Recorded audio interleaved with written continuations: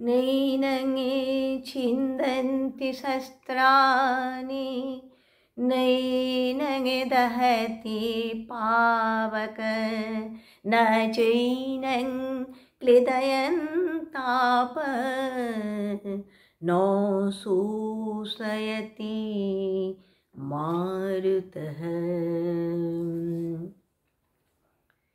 এই জীবাত্মাকে অস্ত্র দিয়ে ছেদন করা যায় না, অগ্নি তাকে দগ্ধ করতে পারে না, জল তাকে ক্লেদযুক্ত করতে পারে না, বায়ু তাকে শুষ্ক করতে পারে না।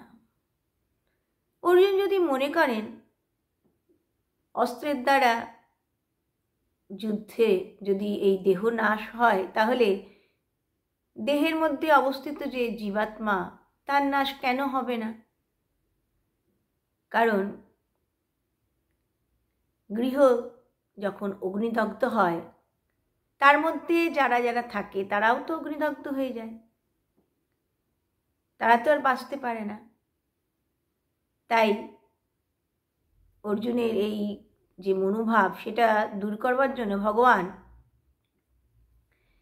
এই শ্লোকের অবতারণা করলেন, করে বলছেন কোনো খড়গাদি অস্ত্র দ্বারা, এমনকি আগ্নেয়াস্ত্র, পার্জন্যাস্ত্র, বায়বাস্ত্র,